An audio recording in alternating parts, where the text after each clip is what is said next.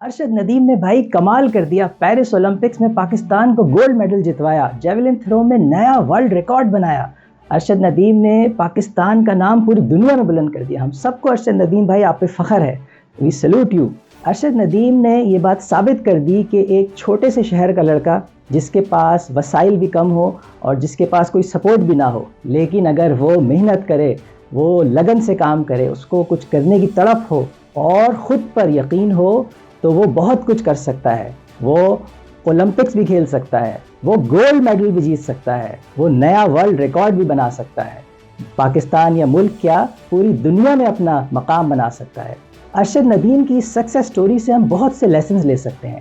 ہم سب اب ارشد ندیم کے بارے میں جانتے ہیں کہ پہلے یہ کرکٹ کھیلتے تھے، اس میں بالنگ کراتے تھے، پھر ان کے کوچ نے بتایا کہ آپ کو جیولن تھرو میں آنا چاہیے، وہاں آپ زیادہ کامیاب ہو سکتے ہیں۔ تو اس سے ہمیں یہ پتہ چلا کہ زندگی میں مینٹورز، کوچ کی، گائیڈ کی کتنی اہمیت ہوتی ہے، اور بعض اوقات مینٹور اور گائیڈ کا ایک چھوٹا سا جملہ آپ کی زندگی بدل سکتا ہے۔ سوچیں اگر ارشد ندیم کرکٹ میں ہی رہتے، وہ جیولن تھرو میں نہ آتے تو اسی طرح ارشد ندیم جس طرح کرکٹ کو چھوڑ کے جیولن تھرو میں آئے، اس سے یہ بھی ہمیں سبق ملتا ہے کہ بعض اوقات زندگی میں اپنی فیلڈ کو چینج بھی کرنا پڑتا ہے۔ آپ جس چیز میں ہیں اس میں آپ اپنے کافی ٹائم لگا لیا ہے، لیکن اگر اس فیلڈ کو کبھی لگے کہ چینج کرنا ہے تو کوئی حرج کی بات نہیں ہے، اس میں ایگو کو نہیں آنے دینا چاہیے کہ نہیں میں تو اسی فیلڈ میں رہوں گا کچھ بھی ہو جائے۔ تو ارشد ندیم نے اپنی فیلڈ کو چینج کر کے ایک بڑا فیصلہ کیا۔ سوچیں اگر وہ کرکٹ ہی کھیلتے رہتے تو شاید یہ مقام حاصل نہ کر پاتے جو انہوں نے جیولن تھرو میں دنیا میں اپنا نام حاصل کیا ہے۔ اور ارشد ندیم کی سکسیس سے سب سے بڑا لیسن جو ہمیں ملتا ہے وہ یہ ہے کہ اب تو ہم سب پاکستانی جان گئے ہیں کہ ارشد ندیم کو کتنے چیلنجز کا سامنا کرنا پڑا۔ ہم پاکستان میں ہمارے ہاں بس کرکٹ کو ہی سپورٹ ملتی ہے، کرکٹرز کو ہی ہم اپنے سر پہ بٹھاتے ہیں، سارا گلیمر، سارے ایڈز ان کو ملتے ہیں، سب سے زیادہ پیسہ بھی کرکٹرز کو ملتا ہے۔ تو اس ساری سچویشن میں ارشد ندیم کو جیولن تھرو کی اس پریکٹس میں کتنی ان کو چیلنجز، مشکلات کا سامنا کرنا پڑا، کتنی محنت انہیں کرنی پڑی، کتنی ان کو رکاوٹیں ملیں، کتنے ان کو وسائل کی کمی کا سامنا کرنا پڑا، لیکن اپنی ہارڈ ورک سے، اپنی ڈٹرمنیشن سے اور اپنی پریکٹس سے انہیں یہ مقام ملا ہے۔ تو ہم اور آپ، میں اور آپ اور ہم سب بھی ان سے یہ سیکھ سکتے ہیں کہ اگر ہمیں بھی اپنی فیلڈ میں کچھ مشکلات ہیں، پریشانیاں ہیں، چیلنجز ہیں، رکاوٹیں ہیں، حالات ہمارے فیور میں نہیں ہیں، لیکن اگر ہم ہارڈ ورک کریں اور ہم پریکٹس کریں اور ہم ڈٹرمنیشن کے ساتھ، لگن کے ساتھ کام کریں تو ہم بھی اپنی فیلڈ میں کامیاب ہو سکتے ہیں، کیوں نہیں ہو سکتے۔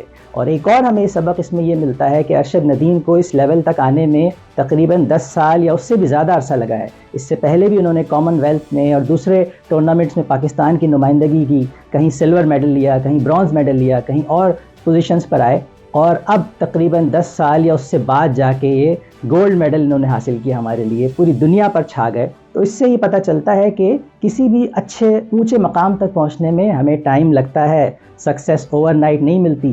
ہمیں بعض اوقات ہم چاہتے ہیں کہ بس جلدی جلدی سے مجھے مل جائے اور میں اوور نائٹ راتوں رات کامیاب ہو جاؤں، لیکن کسی اونچے مقام پر آنے میں بھائی ٹائم لگتا ہے۔ دنیا میں جتنے بھی بڑے لوگ ہیں جنہوں نے کچھ بڑا حاصل کیا ہے ان کو ٹائم لگا ہے، اور انہوں نے پریکٹس کی ہے، اپنے کام میں ایکسیلنس حاصل کی ہے، تب جا کے وہ اس مقام پہ پہنچے ہیں۔ تو سکسیس میں ٹائم لگتا ہے، لیکن اس کے بعد وہ جو سکسیس ملتی ہے وہ ایسی ہوتی ہے کہ آپ دنیا پر چھا جاتے ہیں، دنیا پر حکمرانی کرتے ہیں۔ تو ہم اور آپ بھی اپنے آپ کو تھوڑا ٹائم دیں اور انتظار کریں تو سکسیس کیوں ہے بالکل ہمارے پاس آئے گی۔ آج ہم پاکستانی نوجوان بڑے مایوس ہیں، ویسے مجھے اپنے آپ کو نوجوان کہتے ہوئے بڑا اچھا لگ رہا ہے، چلیں کہنے دیں کہ ہمارے ملک میں ٹیلنٹ کی قدر نہیں ہے، یہاں پہ کوئی فیوچر نہیں ہے، بس صرف جس کے پاس سفارش ہے، پرچی ہے، پیسے ہیں، وہی کامیاب ہو سکتا ہے۔ کیا ارشد ندیم کے پاس یہ سب تھا؟ کیا سفارش تھی؟ کیا وہ سفارش سے یا پرچی سے یہاں پہنچے؟ ارشد ندیم کے پاس صرف ان کی لگن تھی، ان کی تڑپ تھی، ان کی محنت تھی، ان کی پریکٹس تھی، ان کا اپنے کام کے اوپر فوکس تھا۔ انہوں نے یہ نہیں دیکھا کہ ملک میں مسائل ہیں، جیسے ہم ہر وقت ملک کے مسائل کا رونا روتے رہتے ہیں اور اس کے بعد رونا رو کے بیٹھ جاتے ہیں۔ ارشد ندیم اپنے کام میں لگے رہے، اپنے اوپر فوکس کیا، اور ان کی اپنی اس ہارڈ ورک نے انہیں یہ مقام دلایا۔ تو ارشد ندیم ہم سب نوجوانوں کے لیے امید کی ایک کرن ہے کہ اگر ارشد ندیم یہ حاصل کر سکتے ہیں تو کوئی بھی یہ کر سکتا ہے، چاہے ملک کے حالات کیسے بھی ہوں، چاہے وسائل ہو نہ ہو، چاہے سپورٹ ہو نہ ہو، بس آپ نے اپنا کام کرتے رہنا ہے، اس میں کمانڈ حاصل کرنی ہے، اس میں مہارت حاصل کرنی ہے۔ اگر آپ اپنے کام میں ماہر ہو جاؤ تو پاکستان کیا، پوری دنیا آپ کے لیے تالیاں بجانے کے لیے کھڑی ہو جائے گی۔ آج کل ہم ٹی وی پہ سب دیکھ رہے ہیں کہ کتنے کمپیریزنس کیے جا رہے ہیں کہ ارشد ندیم کے پاس کیا فیسلٹیز تھیں، بالکل نہ ہونے کے برابر فیسلٹیز تھیں، کہ گاؤں والے جو ہے انہیں سپورٹ کرتے تھے. جیولن تھرو بھی جیولن کی جو وہ بھی پراپر ان کے پاس نہیں تھی.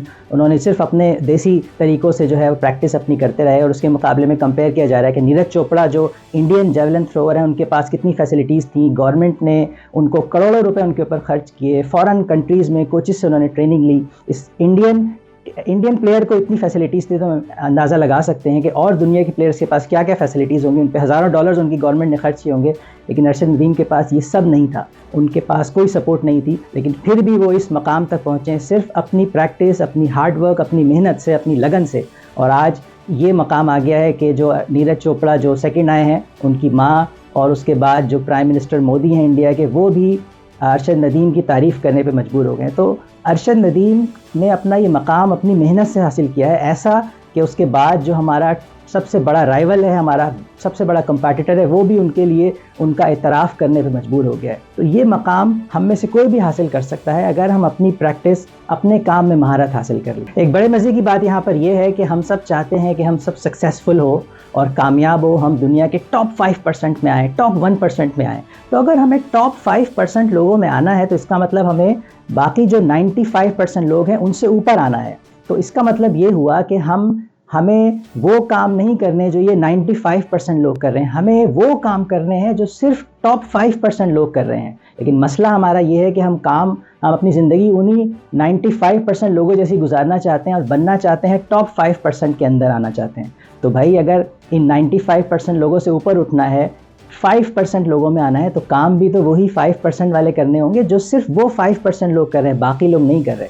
تو اگر ہم بھی اتنا محنت کریں جو صرف ٹاپ 5% لوگ کرتے ہیں, ٹاپ 1% لوگ کرتے ہیں, تو ہم بھی اس میں آ سکتے ہیں. ارشد ندیم کے لیے دل کھول کر ان کے لیے تعریف کریں اور ان سے انسپریشن بھی لیں. ملک کی حالات اور اپنے فیلڈ کی رکاوٹیں, پرابلمز کا ذکر چھوڑیں, اس کا رونا چھوڑیں اور اس سے اوپر اٹھیں, اپنے کام میں لگ جائیں, ورک ہارڈ کریں اور لگن اپنے اندر رکھیں, خود پر یقین رکھیں, تو پھر آپ بھی اپنی فیلڈ میں بہت آگے جائیں گے.